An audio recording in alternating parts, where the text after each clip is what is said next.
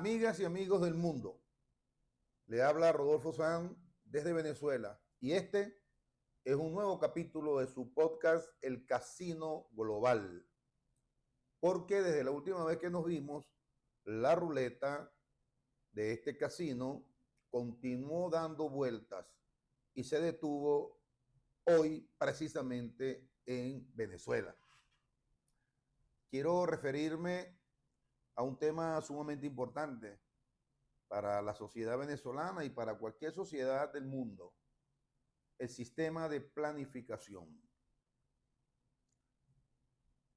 Y particularmente voy a tocar ampliamente el plan de las 7 transformaciones que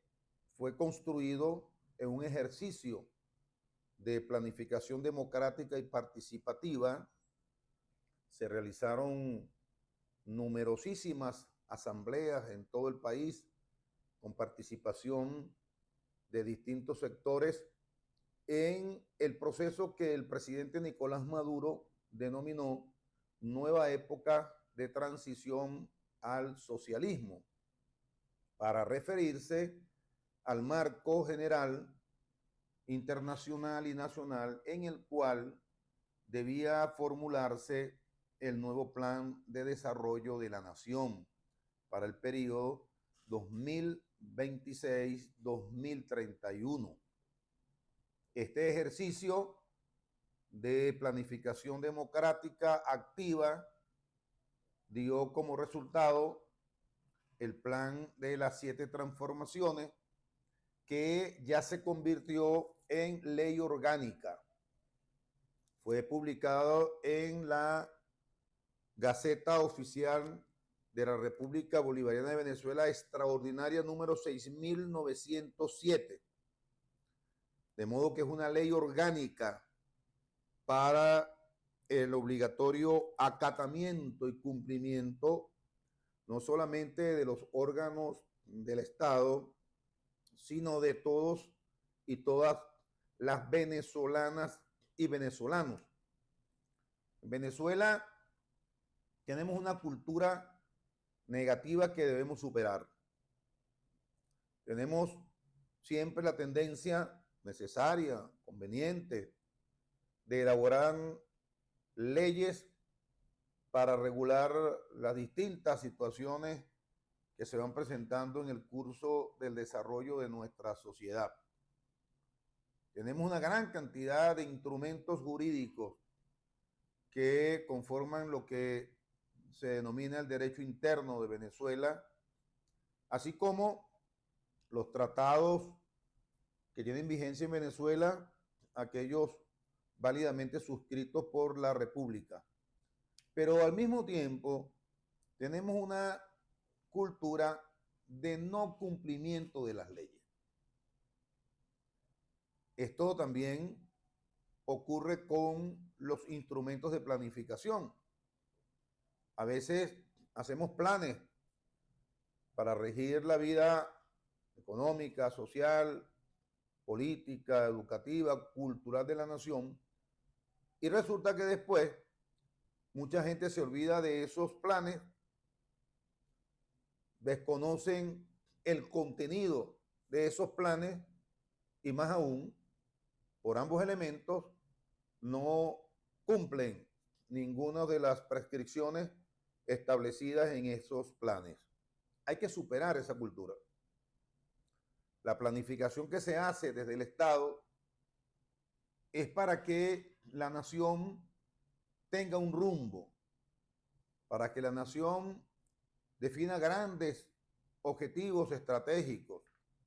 para que de esos objetivos estratégicos se deriven unas líneas de acción y luego un conjunto de planes específicos, sectoriales, concretos, en los cuales se vaya construyendo paso a paso, de forma sistemática, permanente, con evaluaciones en el cumplimiento de los objetivos y las metas de manera regular en toda la geografía nacional. Antes de entrar directamente en la materia, debo señalar que en Venezuela, antes de la llegada de la revolución bolivariana, de que nuestro comandante Chávez asumiera el poder político en Venezuela, ya existía una experiencia interesante, importante de planificación. En este libro, Economía Política Humanista, un enfoque crítico para una vía posible y necesaria, que yo publiqué en el año 2002, hago una revisión de los distintos planes que se formularon en Venezuela en la llamada época de la Cuarta República. Específicamente me refiero al quinto plan de la nación, elaborado por Gumersindo Rodríguez y Carmelo Lauría, en compañía de Pedro Tinoco, en el primer gobierno de Carlos Andrés Pérez. Por cierto, que yo en este libro señalo que la corriente neoliberal entró en Venezuela con mucha fuerza, al menos desde el punto de vista conceptual, en las nociones de planificación del primer plan, del quinto plan de la nación. Quinto plan de la nación. Allí, en ese plan, se preveía el desarrollo de un proceso de desmontaje del Estado empresario. Tesis en Venezuela acuñada fundamentalmente por Rómulo Betancourt. Recuerden ustedes aquella contradicción que se registraba entre la corriente del perecismo como una corriente renovadora del pensamiento del Partido Acción Democrática y la vieja guardia betancurista, anclada en las nociones socialdemocráticas tradicionales, relativamente conservadoras. Y ese quinto plan de la nación, elaborado por un conjunto de prominentes políticos de la Cuarta República, algunos de ellos formados en el exterior, con una concepción neoliberal que era la que dominaba en esos tiempos en el mundo, en América Latina y también en Venezuela, construyeron una visión de país totalmente distinta a la que había existido hasta el primer gobierno de Rafael Caldera. Esas nociones neoliberales para el desmontaje del Estado empresario, para la transferencia de los activos del Estado empresario al sector de la economía privada, al sector del mercado, comenzó con fuerza en este primer gobierno de Carlos Andrés Pérez. Solo que, y este es un punto de vista que yo sostengo también en este libro, que el auge de la renta petrolera, el aumento impresionante de los precios del petróleo que pasaron de 16 a 32 dólares en esa época, el llamado primer boom petrolero de la historia moderna de Venezuela, impidió, por la abundante renta que existía, manejada evidentemente por el Estado y el gobierno de Carlos Andrés Pérez, que este desmontaje de las estructuras industriales, empresariales del Estado fuera a parar de una manera rápida a manos del sector privado. Pero así fue formulado el quinto plan de la nación. A mi entender, fue un plan para la transición hacia un nuevo modelo económico en el cual, si bien la renta petrolera va a seguir jugando un papel determinante, los activos que el Estado había construido, había acumulado en décadas, iban a ser transferidos al sector de la economía privada. Después vino el sexto plan de la nación con Luis Herrera Camping, de alguna manera continuó con las nociones neoliberales ya expresadas en el quinto plan. Vino el octavo plan de la nación con Jaime Lucinchi, que fue el plan que reconoció la existencia de la pobreza crítica en Venezuela. De verdad que el fenómeno de la pobreza crítica fue resultado de la gran desigualdad que existía en Venezuela en esos años, pero que se expresó con mucha fuerza durante los 2 últimos años del gobierno de Luis Herrera Camping. Además, gobierno que desarrolló una política de liberación de precios, etcétera, en sintonía con las nociones que se repitieron en el sexto plan de la nación, pero que ya estaban contenidas, como antes dije, en la formulación del quinto plan de la nación. Surge en el análisis de ese séptimo plan el fenómeno de la pobreza crítica y estalla, desde luego, como ya todos sabemos, en 1983, la crisis que venía acumulándose desde el gobierno de Pérez, la crisis de el endeudamiento externo, del despilfarro de los recursos del país, de empobrecimiento de las capas de la población asalariada e incluso de sectores importantes de la clase media. Después vino el noveno plan de la nación,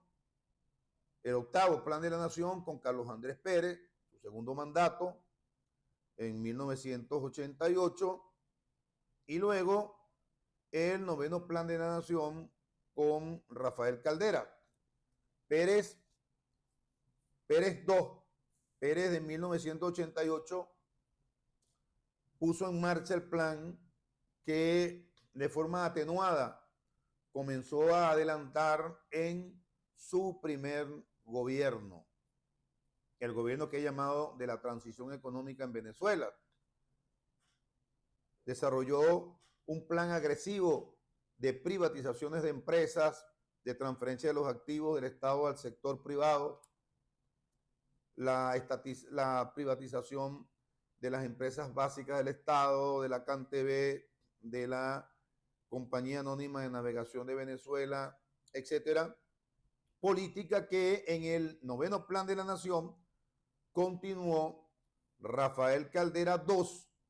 su segundo mandato, con un hombre que tenía un pasado de izquierda en su análisis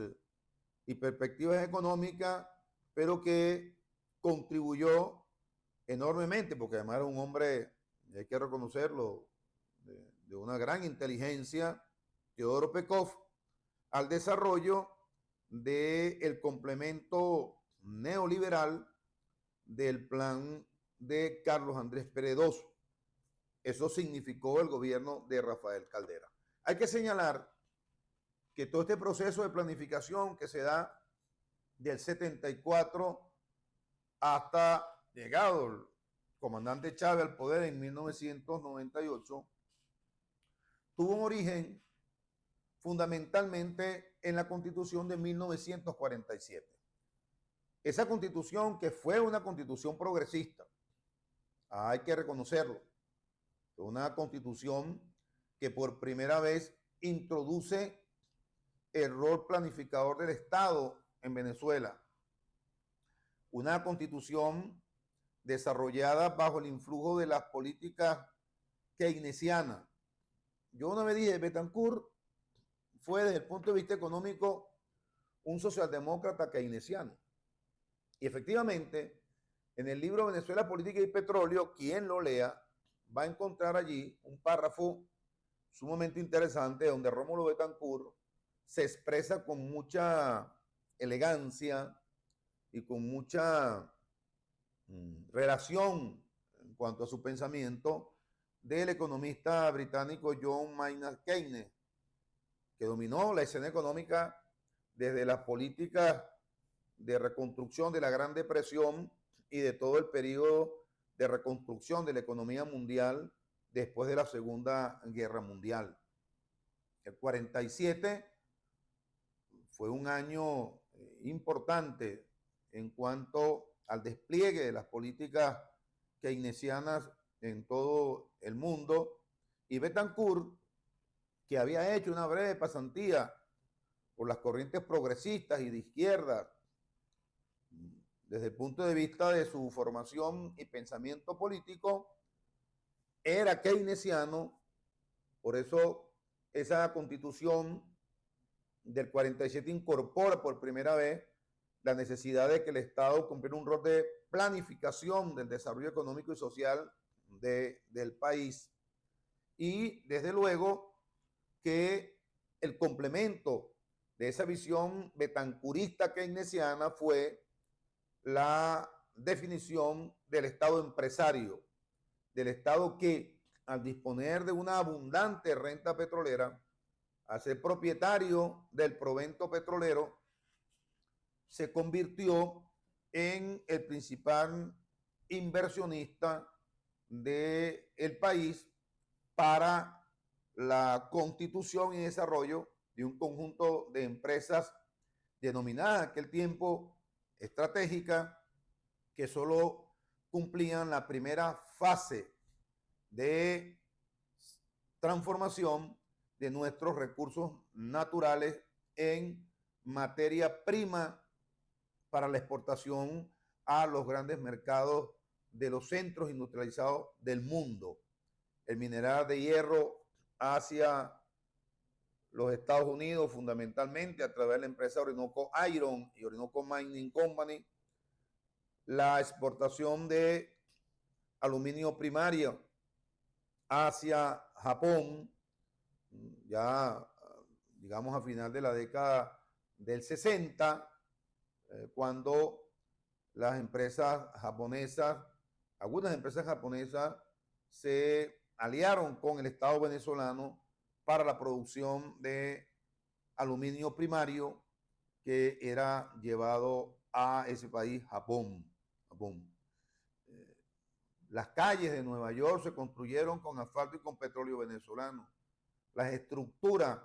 de los modernos edificios de Japón con aluminio llevado desde Venezuela, siendo el Estado el mayor propietario de estas empresas que se crearon a la luz de la visión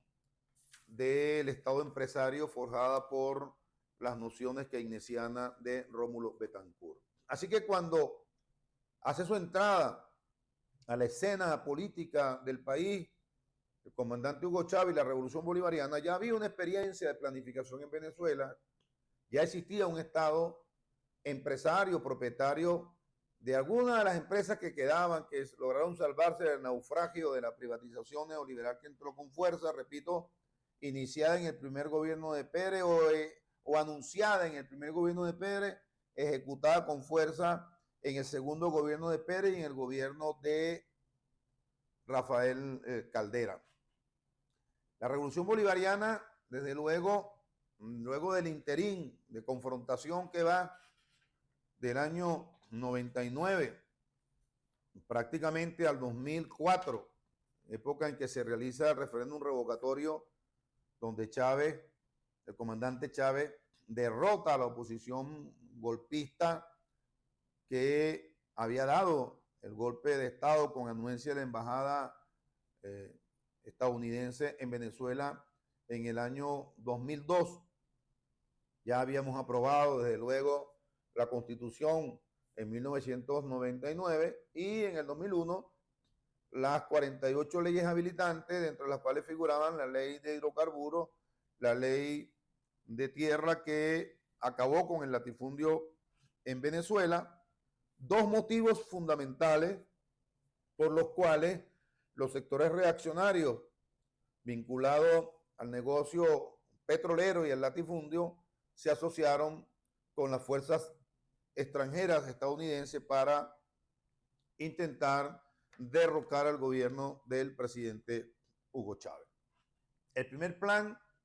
socialista 2006-2013, el plan Simón Bolívar, primer plan socialista de la patria, fue elaborado por nuestro comandante eterno Hugo Chávez. Continuó, desde luego, ahora desde la perspectiva socialista, toda la tradición de planificación del Estado venezolano,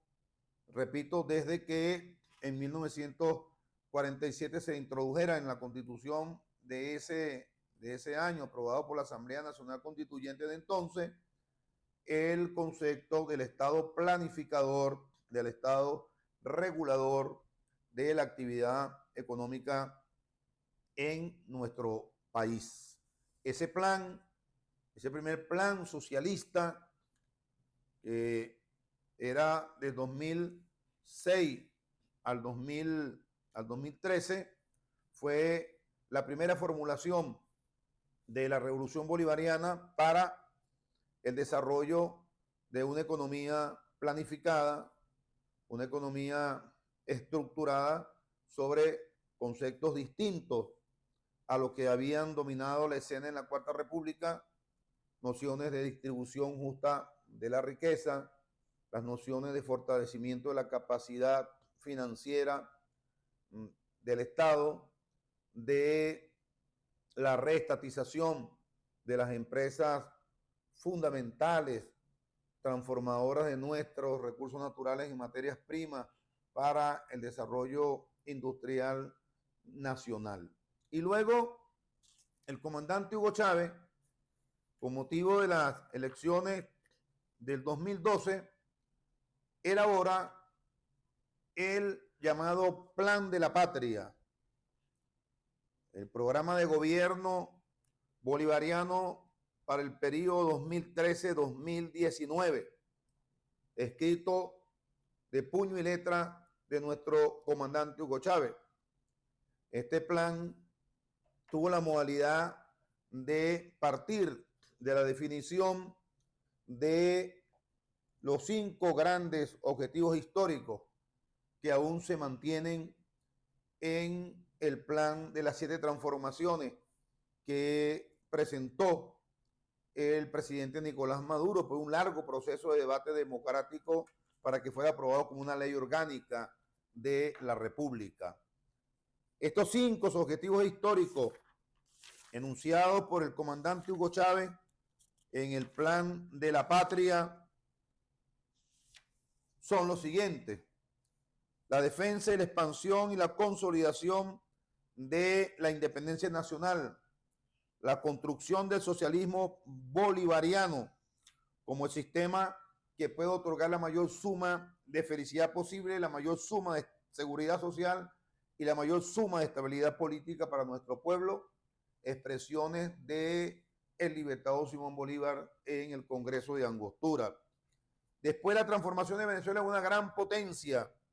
dentro de la potencia latinoamericana, la construcción de la nueva geopolítica internacional basada en el concepto bolivariano del equilibrio del universo para el desarrollo de un mundo multipolar y pluricéntrico. Y luego el 5º objetivo del Plan de la Patria, que cuando el comandante Chávez lo formuló, muchos se burlaron de él. De verdad que la ignorancia, como dice el pueblo, es libre. Es el 5º objetivo, la salvación del planeta. Y entonces uno decía, bueno, ¿cómo Chávez busca salvar el planeta si no puede ni salvar Venezuela? Ignorantes, ignorantes. La humanidad hoy está seriamente amenazada. Vive un proceso lento, pero seguro, que marcha hacia su destrucción, hacia la desaparición de la vida en el planeta. La amenaza del cambio climático son reales. El impacto que tiene el industrialismo desbordado, la sobreexplotación del planeta, de sus recursos naturales, la contaminación severa de los acuíferos, las emisiones de CO2, llamados gases de efecto, y otros gases de efecto invernadero,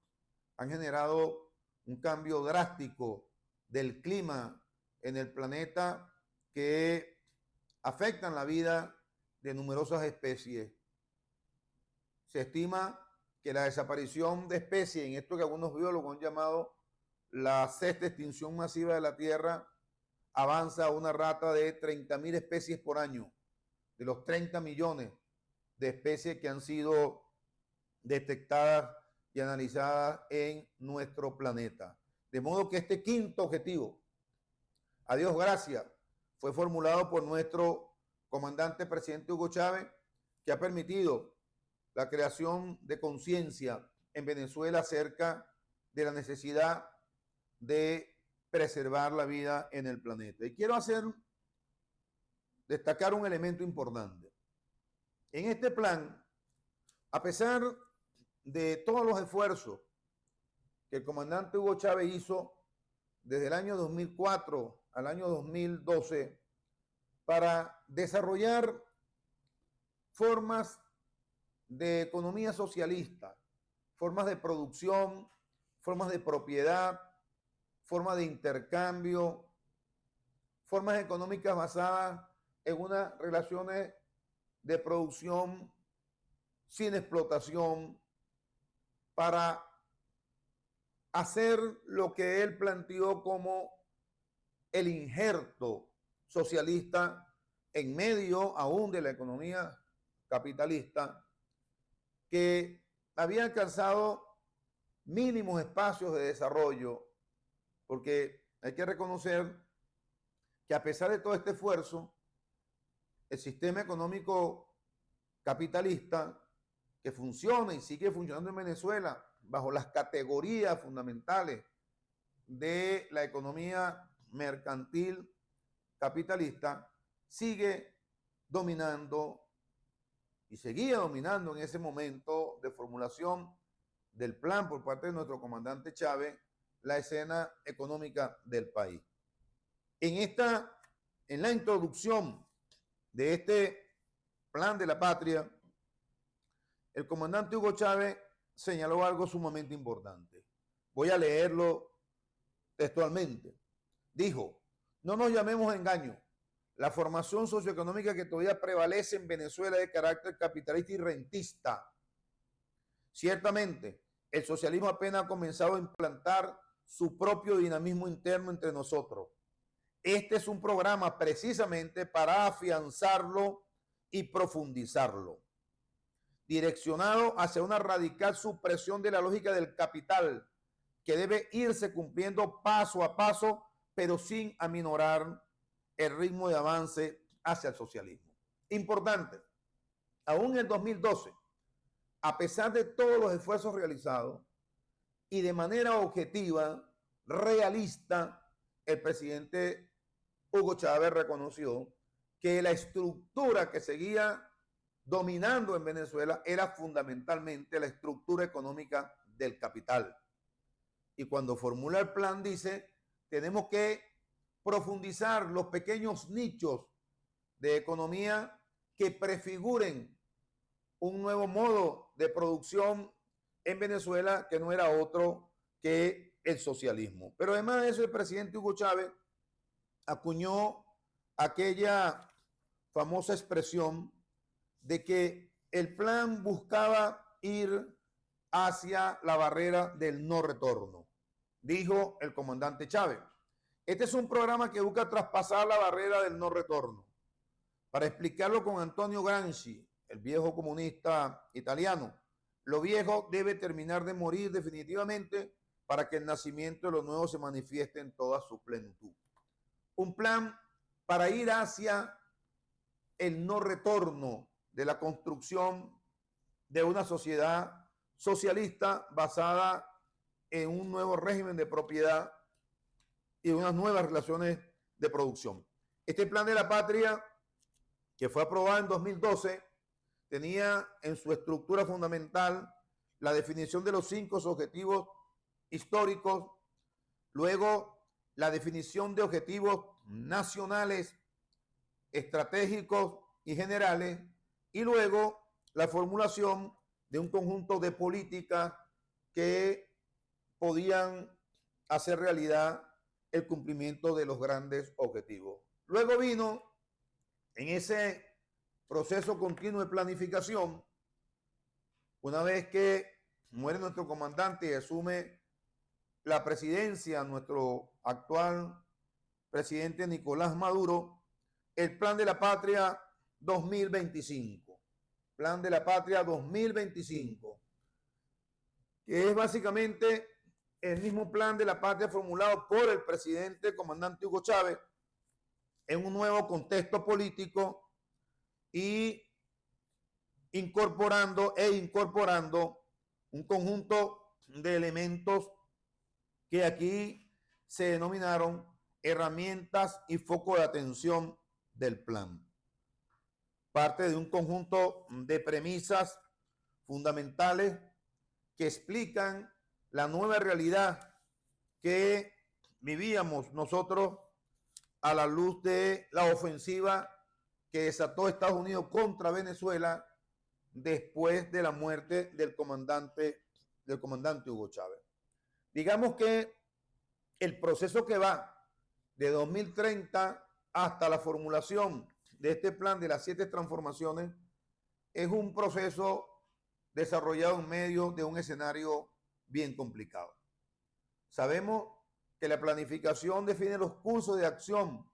de una nación en un contexto determinado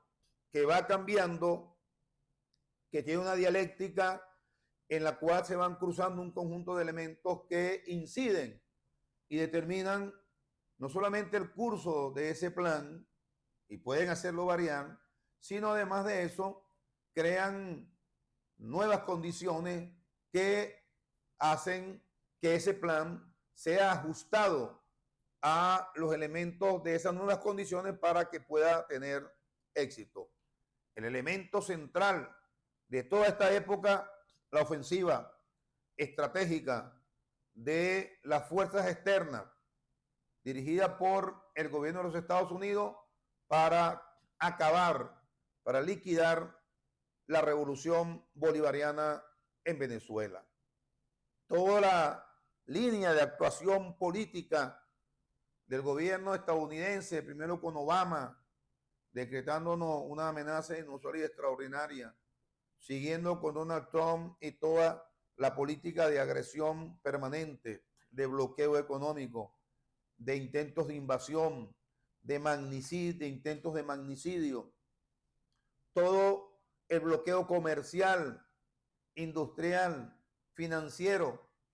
dirigido a golpear el corazón de la estructura económica de Venezuela, la industria petrolera. Todo el ataque despiadado a la moneda venezolana que prácticamente pulverizó el valor del bolívar y redujo a su mínima expresión la capacidad de compra y de consumo de la población, alteró el cuadro de condiciones normales bajo las cuales venía instrumentándose y desarrollándose el Plan de la Patria 2025, inspirado básicamente en el Plan de la Patria elaborado por nuestro comandante Hugo Chávez, presentado en ocasión de la elección que ganó ampliamente en el año 2012. De modo que la planificación elaborada en el curso de la Revolución Bolivariana ha sido de verdad una planificación bajo acecho, una planificación que ha tenido que sortear una ofensiva exterior que ha causado un profundo daño a los instrumentos económicos que han podido facilitar el desarrollo de la planificación que hemos hecho en el curso de la revolución bolivariana. Y este plan de las 7 transformaciones, a las cuales me voy a referir con mucho detalle, a su estructura, a sus elementos transversales, a sus ejes de alineación histórica, a su línea de impulso estratégico, a su foco de acción en un próximo programa, es un plan que se formula en medio del lento pero firme proceso de recuperación de la economía venezolana después de atravesar la gran tormenta que significó para la patria toda esa ofensiva estratégica de los Estados Unidos para destruir la economía venezolana, para alterar todos los equilibrios de la sociedad venezolana, para enfrentar a venezolanos con venezolanos en su propósito de destruir la revolución bolivariana y derrocar al gobierno del presidente Nicolás Maduro. A partir del año 2021 y gracias a las políticas que el presidente Nicolás Maduro diseñó con su equipo de planificación, comenzamos un proceso de crecimiento económico con un hecho realmente relevante desde el punto de vista histórico. Creo que desde el año 28 ha sido el único periodo de la historia económica de Venezuela en que el crecimiento normal de la economía se desarrolló sin una intervención determinante del Estado venezolano, sin que fuese el resultado y el producto de una abundante renta petrolera. Han sido los resortes propios de la economía no petrolera. Ha sido el proceso de recuperación lenta todavía, pero con cierta firmeza, de la inversión privada en el desarrollo de los procesos económicos y productivos del país. Ha sido, aunque un poco dolorosa, aunque con algunos efectos sociales que vamos a analizar en el próximo capítulo, una recuperación sostenida que, sin embargo, todavía no logra producir la riqueza necesaria para que se pueda producir una distribución que llegue a los sectores asalariados del país, pero ha sido un proceso de tránsito, tal vez obligado por la fuerza de los acontecimientos, un proceso de desarrollo de una economía más real, una economía menos postiza, una economía menos influenciada por la renta. No es que la renta, aún con su escasez, no tenga o no siga teniendo una cierta presencia todavía relevante de importancia en los procesos económicos ordinarios que se dan en Venezuela. Lo van a seguir teniendo y seguramente por los años que vienen la renta va a seguir siendo necesaria, útil en la reestructuración de la economía venezolana. Pero, y esto hay que admitirlo de una manera objetiva, han sido fuerzas distintas a la economía rentista las que están empujando con cierta fuerza el desarrollo de una economía real que ha permitido el crecimiento económico, que ha recuperado la tendencia a las exportaciones